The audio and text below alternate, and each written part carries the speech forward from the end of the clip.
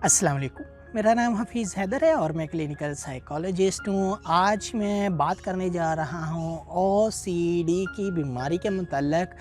अक्सर जो है ओसीडी के ऊपर जो है मैंने मज़ीद जो है वीडियोस बना रखी हैं, लेकिन फिर भी ये जो है एक स्पेशल रिक्वेस्ट पर जो है मैं बना रहा हूँ। मुझे जो है कुछ कमेंट्स आ रहे हैं, 2-3 दिन हो गए हैं कि ओसीडी के जो पेशेंट्स हैं जो मुसलसल जो है साइकियाट्रिस्ट से कांटेक्ट में रहते हैं और इवन कि ये दूसरे दिन, तीसरे दिन और चौथे दिन, इवन कि हफ़्ते में 7वां दिन जो है साइकियाट्रिस्ट के पास विज़िट करते रहती हैं।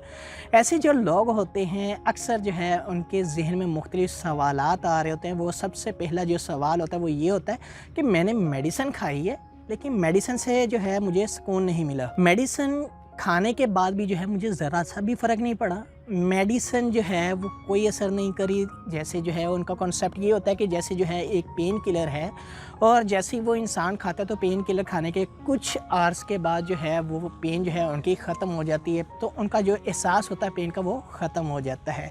तो ये जो लोग होते हैं इनका कॉन्सेप्ट सेम ऐसा ही होता है कि हम मेडिसिन खाएँगे और मेडिसिन के बाद हमारी सोचें ख़त्म हो जाएंगी। तो लेकिन इनकी जो सोचें हैं वो ख़त्म नहीं होती, लेकिन तो इन्हीं सोचों की वजह से वो बार बार साइकियाट्रिस्ट के पास विज़िट करते रहते हैं और इतनी बार वो विज़िट करते रहते हैं कि हर बार हर टर्न में जो है साइकियाट्रिस्ट से मेडिसिन चेंज करवाते रहते हैं कि हमारे जो है वहम ख़त्म नहीं है, हमारी जो है सोचें ख़त्म नहीं है।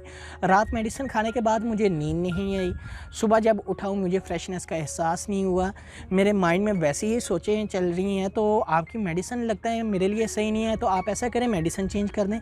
तो साइकियाट्रिस्ट जो है बाज़ दफ़ा तो मेडिसिन जो है वो चेंज नहीं करते, लेकिन बाज़ दफ़ा जो है पेशेंट के जो है फ़ोर्स करने की वजह से वो मेडिसिन चेंज कर देते हैं। तो मेडिसिन जो है वो अक्सर जो है जो पेशेंट खाते हैं और उनकी जो है अक्सर यही कंप्लेन होती है कि हमें मेडिसिन खाने के बाद भी जो है वो सही तरह जो है आराम नहीं आया और इसकी वजह से हम बहुत ज़्यादा प्रॉब्लम में हैं।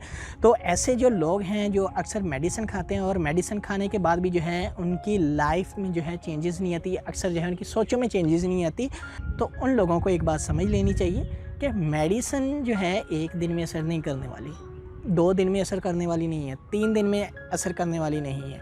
अगर आप रोज़ाना जो है या दूसरे दिन या तीसरे दिन जो है साइकियाट्रिस्ट के पास विज़िट करते हैं, तो साइकियाट्रिस्ट आपके फ़ोर्स करने पर मेडिसिन तो तेज़ कर देगा, मेडिसिन की पोटेंसी चेंज कर देगा, मेडिसिन का सॉल्ट चेंज कर देगा, मेडिसिन का कोई ब्रांड है वो चेंज कर देगा।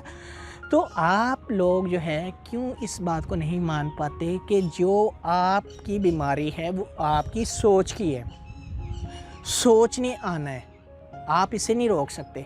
मेडिसिन ने 1 दिन में, 2 दिन में, 3 दिन में नहीं असर करना, ये चीज़ आप मान लें और अपने माइंड में रखें। अगर मैक्सिमम भी जो है ओसीडी की आप बीमारी की जो है मेडिसिन खा रहे हैं तो कम से कम उसको जो है 15 से 20 दिन दें, मैक्सिमम 15 से 20 दिन आप दें और फिर जो है उसके असरात देखिएगा अपनी लाइफ में, ताकि आप जितनी लंबे अरसे तक जो है मेडिसिन खाएंगे उतने ही अच्छे चांसेस होंगे।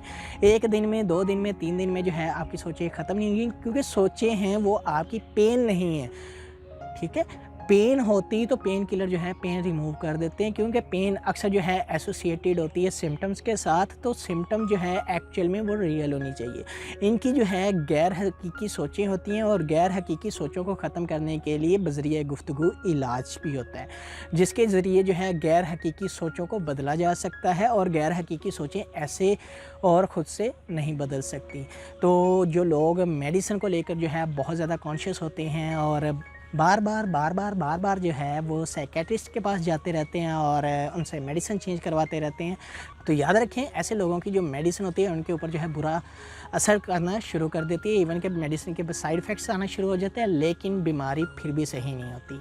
तो इसलिए मेडिसिन को थोड़ा सा टाइम दें, कम से कम 15 से 20 दिन, ताकि मेडिसिन के जो सॉल्ट है वो आपकी बॉडी में सही तरह रच बस जाए और आपको जो है कुछ उसके असरात नज़र आना शुरू हो जाएं।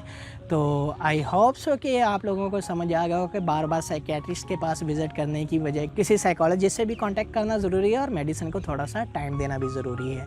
तो अगर कोई भी किसी भी किस्म का क्वेश्चन है मुझे डायरेक्टली व्हाट्सएप कर सकते हैं या मुझे जो है कमेंट बॉक्स में कमेंट कर सकते हैं। तो इंशाल्लाह मिलते हैं एक नई वीडियो के साथ। अपना बहुत सारा ख्याल रखिएगा। ओके, अल्लाह हाफिज़, अल्लाह निगहबान।